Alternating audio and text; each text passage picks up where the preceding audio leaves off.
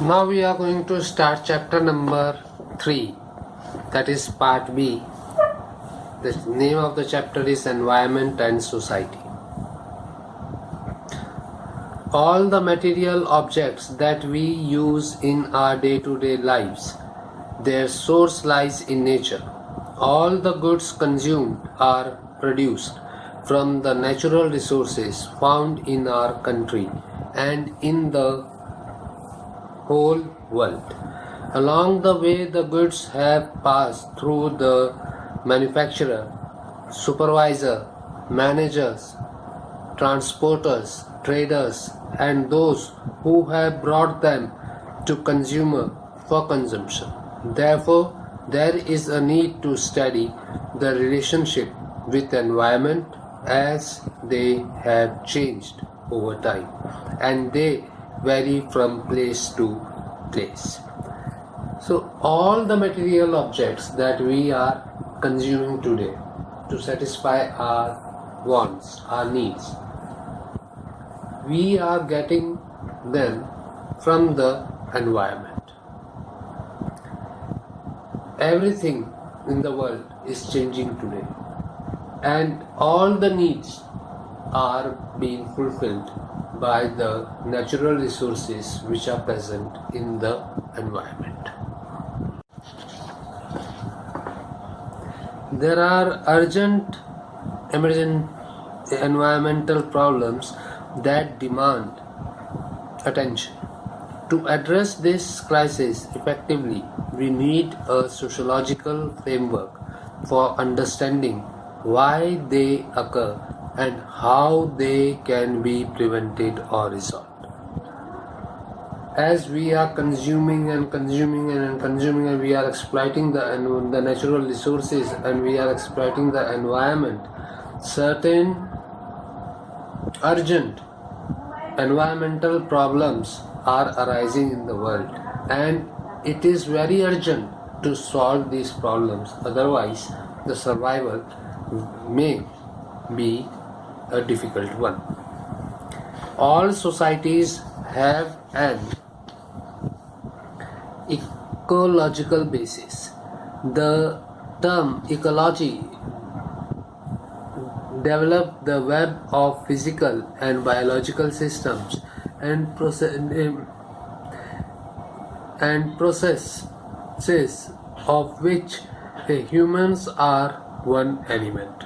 So all the physical and biological systems that are present in the world, which develop a web and processes of which humans are one element, is called ecology. Ecology is the study of the relationship between living organisms, including humans, and their physical environment. It is the relationship between the living organisms and the human being and the interrelationship between them.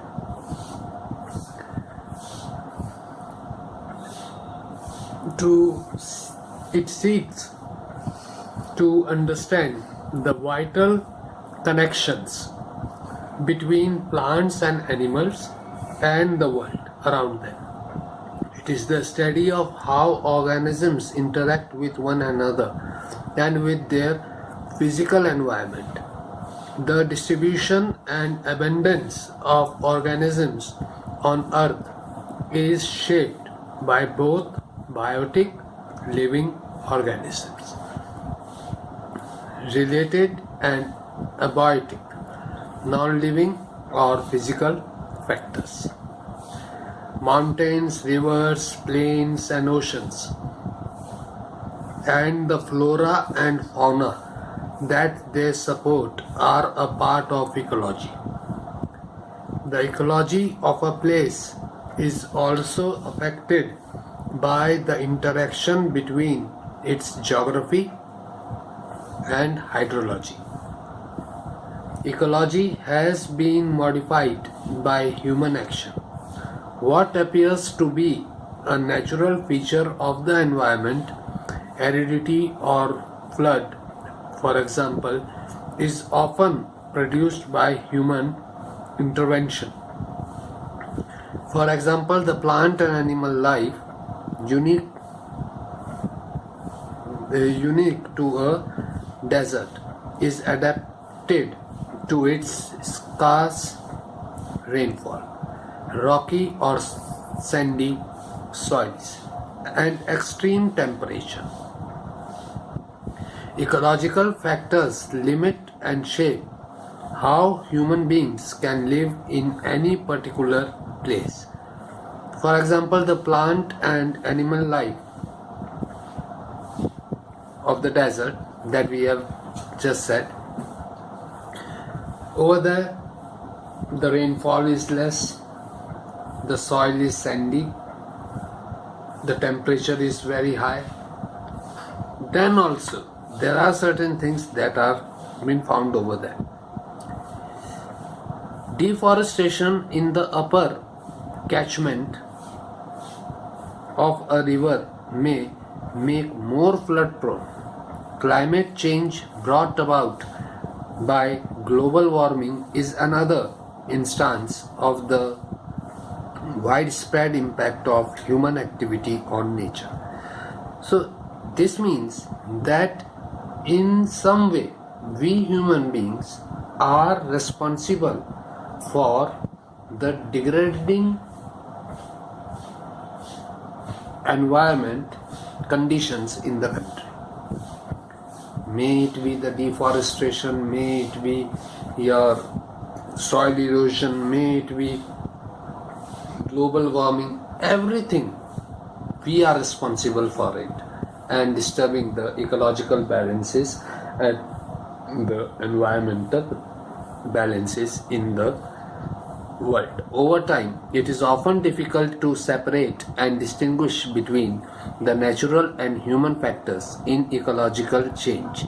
There are other ecological elements around us that are obviously human made. And